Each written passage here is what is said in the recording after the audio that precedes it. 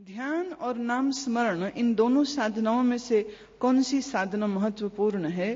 कौन सी साधना करने से जीवन मुक्ति हमें जल्दी मिल सकती है?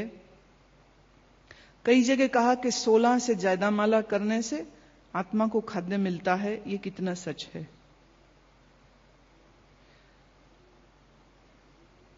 पर स्त्री पर पुरुष संबंध नहीं रखना, मांसाहार निषिद्ध, कांदा लहसुन निषिद्ध, 16 माला जपनी, यह 4 नियम पालने क्या जरूरी हैं?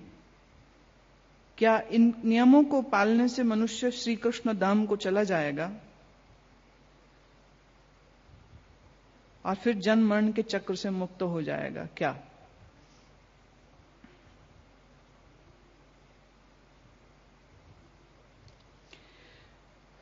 नाम स्मरण और ध्यान दोनों में बहुत बड़ा अंतर है। नाम स्मरण मतलब किसी एक मंत्र के साथ उसकी पुनरुक्ति करना, किसी एक मंत्र को, फॉर एग्जाम्पल जैसे इन्होंने महामंत्र लिखा है, हरे राम राम राम हरे हरे, हरे कृष्ण कृष्ण कृष्ण हरे हरे। इस मंत्र को बार बार दोहराना, धीरे धीरे बोल के करते हैं तो इसे कहते हैं उपांशु जप। उपांशु माने विस्परिंग द मंत्र, वेरी जेंटली, बड़े धीमी आवाज में धीरे धीरे उस मंत्र को कहना।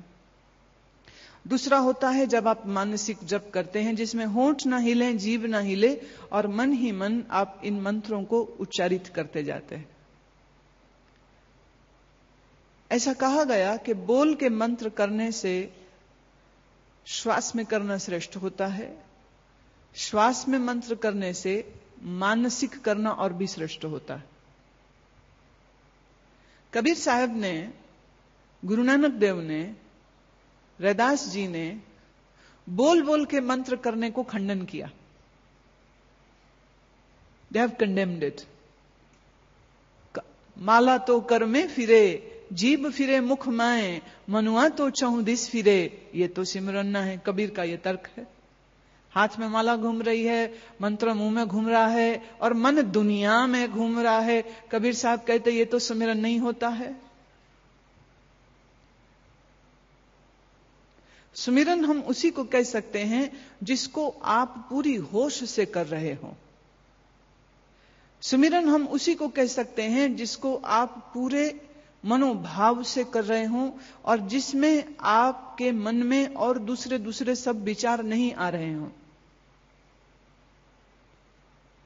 मानिए आपने हाथ में माला लेकर के जप करना शुरू किया और दुनिया भर के विचार मन में चल रहे हैं, दुनिया भर के विचार मन में चल रहे हैं। क्या इसको नाम स्मरण करेंगे? Can we really call it that you are doing a नाम स्मरण? We can not. नाम स्मरण का अर्थ है that when you are uttering the name, at that time your total heart and your total mind is in that mantra. बहुत एक कथावाचक ऐसा बोलते हैं जी कोई फर्क नहीं पड़ता है, मन चाहे दुनिया में घूमता रहे लेकिन आप फिर भी अपने जप की माला को करते रहिए। इसको करने से आपको पुण्य मिलता है और भगवान प्रसन्न हो जाएंगे। वो कहते चाहे आप किसी भी स्टाइल में, किसी भी भाव में मां अपने बच्चे को बुलाए या पत्नी अपने पति को बुलाए, पति सुन ही लेगा ना। पति ये थोड़ी कहेगा तूने मुझे मनोभाव से नहीं बुलाया। बच्चा मां को बुलाए मम्मी, तो मम्मी सुनते ही मम्मी भागी चली आएगी। मम्मी को इससे कोई मतलब नहीं है कि बच्चे ने राग में गा के सुनाया है कि नहीं। लेकिन मेरा मत यह है कि दुनियावी संबंधों में जो व्यवहार आपका चलता है, आप वही व्यवहार अध्यात्म में कैसे ला सकते हैं? It's a very illogical logic. बात नहीं समझ आती है, क्योंकि तमाम धर्म ग्रंथ, तमाम संतों की वाणियां, चाहे वो तुकाराम की हो, एकनाथ की हो, सब लोगों ने एक ही बात कही कि मनोभाव से ईश्वर का स्मरण करो। मन से होना चाहिए। श्री कृष्ण ने, भगवान ने ये बड़ी सुंदर बात गीता में कही कि जो दच्चित होकर, जो एकाग्रचित्त होकर मेरा स्मरण करता है, मैं उसी के हृदय में वास करता हूं। कृष्ण ने यह बात तो एक बार भी नहीं कही कि जो सिर्फ जुबान से कृष्ण कृष्ण कृष्ण कहे, मेरी उससे कोई दोस्ती हो सकती है। कृष्ण भाव के प्रेमी हैं, शब्दों के नहीं। And this gets very well demonstrated जब दुर्योधन उनको घर में निमंत्रित करता है कि मेरे यहां भोजन करो। ठीक उसी दिन उद्धव कहता है मेरे यहां भोजन करो। कहां जाते हैं कृष्ण? दुर्योधन के राजकुमार है, महल से निमंत्रण आया है, तो भी वो इनकार कर देते हैं। वो कहां जाते हैं? वो विदुर के जाते हैं। क्यों? क्योंकि खाना इस घर में भी मिलना है, खाना इस घर में भी मिलना है, पर खाना किस भाव से दिया जा रहा है, कृष्ण के लिए यह महत्वपूर्ण था। तो दुर्योधन का निमंत्रण अस्वीकार करके वह विदुर के घर चले जाते हैं, जो कि अब राज्य मंत्री भी नहीं रहे थे। उन्होंने अपना राज्य पद का त्याग कर दिया था। वहां कृष्ण ये तो नहीं कह रहे कि चलो विदुर ने भी बुलाया है और दुर्योधन ने भी बुलाया है तो मैं किसी के भी चला जाऊं।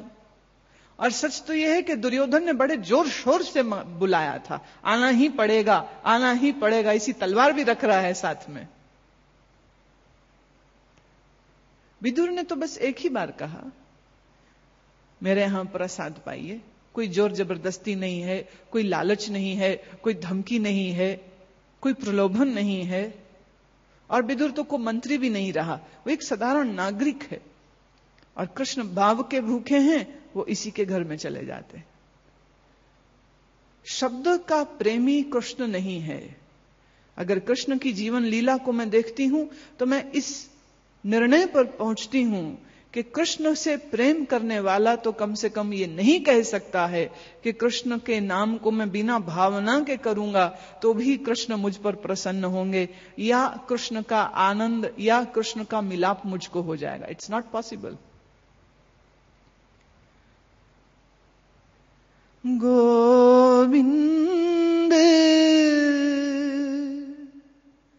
भाव भगत का भूखा, गोविंद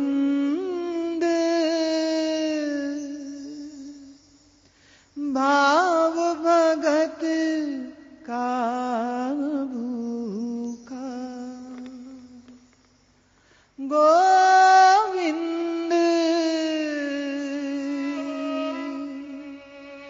भाव भगत का भूखा, गोविंद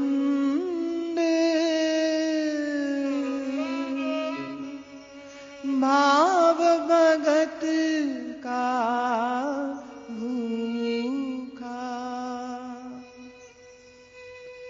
सो मेरी दृष्टि यह कहती है कि जब तक भाव से आप नहीं कर रहे हैं तब तक नामस्मरण हो ही नहीं रहा है। शब्दों पर तो प्यारे आप भी नहीं जाते हो, तो श्री भगवान कैसे जा सकते हैं? तो नाम स्मरण क्या है, पहले उसको समझ लेना चाहिए। नाम स्मरण का अर्थ है जहां आपका मन, आपकी भावनाएं समस्त उस मंत्र की, उस शब्द की वाइब्रेशंस के साथ जुड़ जाए। Now, what does the mantra chanting do? Most of the people think that it is some religious exercise. ये कोई धार्मिक क्रिया कर्म है जिसको करना चाहिए। You will be amazed कि आज बहुत सी चीजों को जब वैज्ञानिक ढंग से शोध करने के बाद उसके रिजल्ट्स जब देखे जाते हैं तो फिर पता लगता है कि हमारे महात्मा लोग सिर्फ धर्म की बात नहीं कह रहे थे कि मंत्र जप करने से भगवान खुश होता है या साधना अच्छी होती है। सत्य तो यह है, और इस चीज का एक बिल्कुल कंक्लूसिव डेटा जो बहुत सारे एनालिसिस और बहुत सारी रिसर्च टेस्टिंग के बाद आया है, और वो ये है कि हर शब्द की एक तरंग उठती है और हर शब्द की तरंग का आपके मस्तिष्क पर एक प्रभाव आता है।